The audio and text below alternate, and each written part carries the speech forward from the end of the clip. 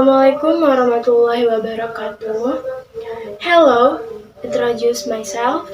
My name is Anissa Yulia, NPM 224111047. I am from the 22E Management class. This is my video presentation about digital business. Oke, di sini saya akan menjelaskan mengenai materi bisnis model. Apa sih yang dimaksud dengan bisnis model? Bisnis model yaitu adalah bisnis yang kerangkanya adalah kerja yang menjelaskan bagaimana sebuah perusahaan dapat menciptakan, memberikan, dan juga menangkap nilai. Ini merangkum cara perusahaan untuk dapat menghasilkan pendapatan dan juga mengatur sumber daya untuk mencapai keberhasilan suatu bisnis. Lalu, selanjutnya ada komponen model bisnis. Yang pertama ada segmen pelanggan, di mana sekelompok target atau pasar yang disasar oleh perusahaan. Yang kedua ada nilai tawaran, yaitu produk ataupun layanan yang ditawarkan kepada pelanggan untuk memenuhi kebutuhan atau masalah mereka. Selanjutnya yang ketiga ada saluran distribusi, di mana cara perusahaan mengirimkan nilai tawaran kepada pelanggan.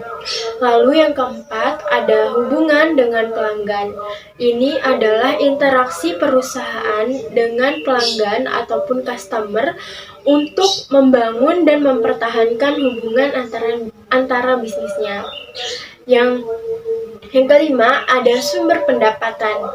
Cara perusahaan menghasilkan pendapatan dari segmen pelanggan yang ditargetkan. Yang keenam, ada sumber daya kunci, di mana sumber daya kunci ini berupa aset dan juga infrastruktur yang diperlukan untuk mengoperasikan bisnis yang dijalani. Yang ketujuh yaitu ada kegiatan kunci. Kegiatan kunci yaitu adalah proses utama yang dilakukan perusahaan untuk memberikan sebuah nilai kepada pelanggan. Dan yang terakhir, yang kedelapan, ada mitra kunci, di mana mitra kunci ini adalah entitas eksternal yang dapat bekerja sama dengan sebuah perusahaan untuk meningkatkan kinerja bisnis yang dijalankan. Lalu selanjutnya ada pentingnya model bisnis. Model bisnis sangat penting karena yaitu dapat menyediakan arah strategis, di mana arah strategis ini dapat menetapkan landasan-landasan untuk pengambilan suatu keputusan dan alokasi sumber daya, membantu dalam berinovasi. Ini sangat penting karena dapat merancang kreativitas dalam menemukan cara baru untuk memberikan nilai kepada pelanggan ataupun customer. Selanjutnya, model bisnis sangat penting karena meningkatkan kinerja bisnis, karena memungkinkan perusahaan untuk mencapai sebuah efisiensi operasional dan juga pertumbuhan pendapatan. Lalu ada jenis-jenis model bisnis. Jenis-jenis model bisnis ada banyak, saya mengambil beberapa saja, yaitu ada model bisnis langganan, model bisnis e-commerce, model bisnis marketplace, model bisnis aplikasi berbasis iklan, model bisnis premium, dan model bisnis peer-to-peer atau yang disingkat dengan P2P. Lalu ada studi kasus model bisnis.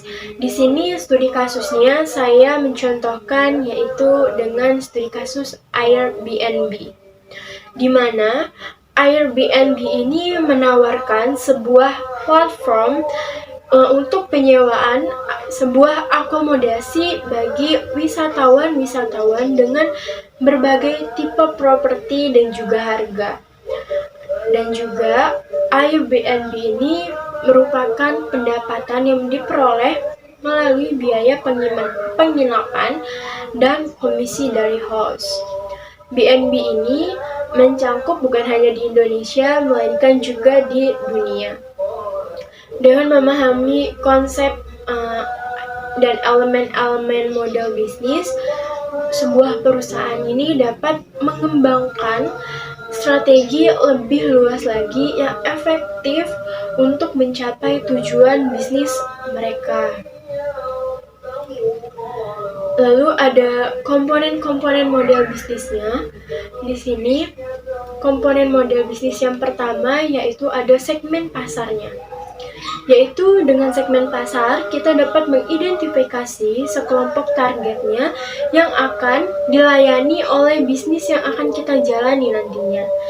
Ini kita akan melibatkan pemahaman yang mendalam tentang kebutuhan, preferensi, dan juga karakteristik demografis dari segmen-segmen pasar yang berbeda-beda tentunya. Lalu yang kedua ada proporsi nilai, di mana nilai atau manfaat yang nanti bisnis kita akan jalani akan kita tawarkan kepada pelanggan ataupun konsumen yang akan membeli ataupun yang akan datang ke bisnis kita. Proporsi nilai ini harus menjawab pertanyaan pelanggan ataupun konsumen. Contohnya apa yang membuat produk ataupun layanan jasa kita unik dan berharga bagi pelanggan, dan juga produk atau layanan jasa apa yang kita berikan agar berbeda dari tren-tren pasar lainnya, sehingga kita dapat menciptakan model bisnis yang berbeda dan inovatif. Yang ketiga ada saluran distribusi. Saluran distribusi ini adalah cara kita untuk mengirimkan produk atau layanan kepada pelanggan. Saluran distribusi ini dapat mencangkup penjualan langsung, retail, e-commerce, mitra distribusi, atau saluran distribusi lainnya. Yang keempat ada sumber pendapatan, di mana gambaran kita untuk bisnis akan menghasilkan pendapatan. Ini bisa berupa penjualan langsung, iklan, biaya layanan, biaya berlangganan, penjualan produk sampingan, atau model pendapatan lainnya. Yang kelima ada struktur biaya. Struktur biaya ini adalah identifikasi semua biaya yang terlibat dalam menjalankan bisnis yang kita jalani. Ini termasuk biaya produksi, biaya distribusi, biaya pemasaran, biaya administrasi, dan biaya lainnya yang perlu dipertimbangkan dalam perencanaan bisnis yang akan kita jalani. Yang keenam ada kemitraan kunci. Kemitraan kunci ini adalah mengidentifikasi pihak-pihak eksternal yang berperan penting dalam operasi bisnis yang akan kita jalani nantinya. Kemitraan ini bisa berupa pemasok, distributor, afiliasi, ataupun pihak lain yang berkontribusi pada kesuksesan bisnis kita nantinya. Lalu yang terakhir, yang ketujuh, ada sumber daya kunci. Sumber daya kunci ini adalah kita juga mengidentifikasi aset dan juga sumber daya yang kita perlukan untuk menjalankan bisnis kita. Di mana ini bisa berupa sumber daya fisik, misalnya fasilitas produksi, sumber daya manusia ataupun karyawan, atau sumber daya intelektual seperti paten, merek dagang, ataupun yang lainnya. Lalu selanjutnya ada jenis-jenis bisnis model. Jenis-jenis bisnis model itu ada banyak, saya mengambil 2 contoh saja. Yang pertama yaitu ada e-commerce. E-commerce ini merupakan model bisnis yang melibatkan penjualan produk atau layanan secara online melalui platform e-commerce-nya. Perusahaan dapat menjual produk mereka sendiri atau menjadi platform untuk penjual pihak ketiga dengan mengambil presentasi dari setiap transaksinya. Yang kedua ada marketplace, di mana marketplace ini merupakan model memungkinkan penjual untuk menjual produk mereka kepada konsumen melalui platform yang disediakan oleh sebuah perusahaan marketplace-nya.